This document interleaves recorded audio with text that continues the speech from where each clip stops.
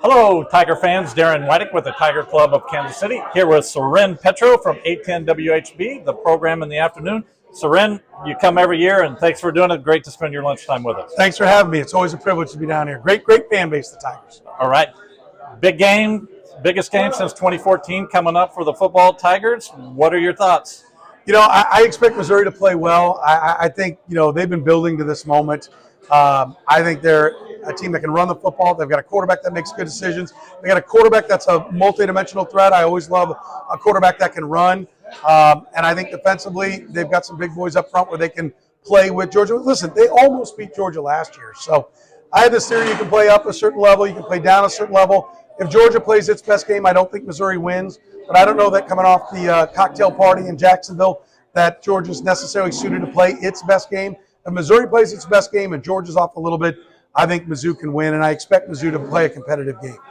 You win that game, the playoffs are in contention, yes. But even not, New Year's 6 is on the table for the Tigers. Yeah, and I think where the Tigers have been and, the progress they're making this year, you're checking a lot of boxes. And would it be great to be in the playoffs?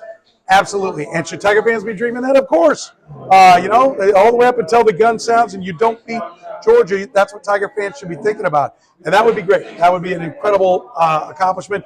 But I don't want fans to get down if they don't get there, right? Because they can still have a great season. 10 wins will be a remarkable accomplishment and show serious progress that is clearly happening. And it was there last year. We didn't see it in wins last year. We talked about it today at the Tiger Club.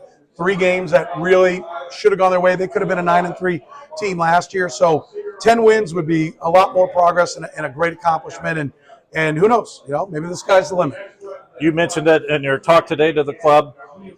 Great time for football and basketball. So you lose a couple guys to the NBA, but really everything's there for Coach Gates to keep moving up towards his dream of the Final Four. Yeah, and I think you're seeing him really do well in recruiting. The number 1 class. Now, a lot of the big boys haven't decided, so don't get down if you don't finish number 1 in the recruiting rankings. But I think, look, we saw very quickly he could handle the transfer portal. We saw he was popular, all the Cleveland State kids that he brought with him. But he also got other kids from other schools, continues to work well in the transfer portal, and is doing well on the recruiting side. And it's going to have to be a balance of both of those. I don't think any program wants to just live by one or the other, except for maybe Dabo Swinney in football, and you can see his 4-4 record for $11 million a year as a head coach. But, he's clearly showing that he can handle the recruiting in addition to handle the transfer portal. And I think that's a great sign that there's nothing but better days ahead for the basketball program as well. Okay, Final Four time brought to you by the University of Missouri Health System. Okay. See what I did there? Yes, I do. All right. Before the season, you picked the Tigers 9-3 in football. Yes. Still there? I probably shouldn't come off my prediction. I should live that. I think I was one of the few. I didn't hear too many other people with 9 wins. But I'll go 10. Let's take him to 10. 10-2, and then I can talk about how I underestimated the Tigers. Coach Gates in the top 4 of the NCAA? Or of the SEC? SEC this year or ever? This year. Top 4. Wow, I have not dug in enough. Sure, let's put him 4th. Let's do it. Play to my audience. Yeah, let's have him go for it. All right, who exacts revenge this weekend for question number 3, Tyreek Hill or the Kansas City secondary, the Chiefs secondary? Yeah, I think it's the Chiefs secondary. I think that defense is playing well. They still played well against the Denver Broncos, even though they didn't win. They did everything they could for 3 quarters. You just can't leave your defense out there for an entire half.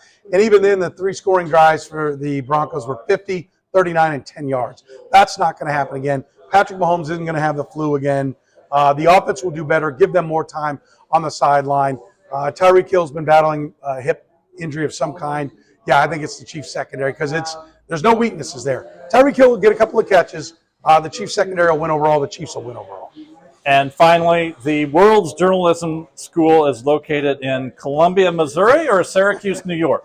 On that one, I got to say Syracuse. Right? You can't play the crowd one more time. Yeah, listen, but I think those are the top 2.